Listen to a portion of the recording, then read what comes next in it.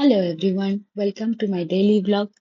আজকে আমার হাজব্যান্ডের অফ ছিল, তাই আমরা দুজন মিলে মর্নিং ওয়াক করতে গিয়ে মেয়ের জন্য দুধ আর ঠাকুরের জন্য ফুল নিয়ে বাড়ি ফিরলাম। অ্যান্ড দেন আজকে আমাদের শনিবার, তো আমরা নিরামিষ খাই। নিরামিষ মানে মাছ, মাংস, ডিম, এই তিনটে জিনিসই খাই না, পেঁয়াজ রসুনটা খাই। তো আলু পোস্ত করলাম অ্যান্ড পালক পানির। এই পানির পেঁয়াজ টমেটো অ্যান্ড আদা রসুন পিষে রেখে দিয়েছি কেটে করে।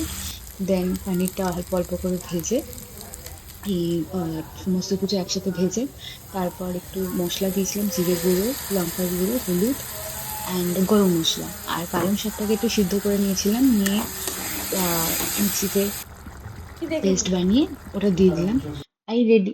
দেন আমি যেহেতু আজকে স্যাটারডে, তো আমার অফিসের চাপ একটু কম থাকে, তো ওই জন্য ঘর গোছানো সবকিছুতে একটু টাইম দিতে পারি।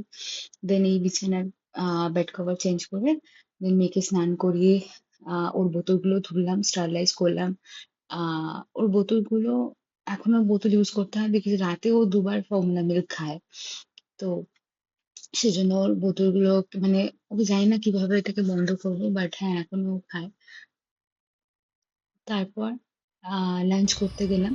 লাঞ্চে ছিল এই পালক পানির, ডাল, পেঁপে ভাজা আর আলু পোস্ত। দেন মেয়ের সাথে একটু খেলাধুলা করে ওকে ঘুম পাড়িয়ে দিয়েছিলাম। ঘুম থেকে আমিও একটু ঘুমিয়ে নিয়েছিলাম, কারণ স্যাটারডে সানডে একটু ঘুমানোর সুযোগ পাই, আমি সেটা মিস করতে চাই না আমি কোনোভাবেই।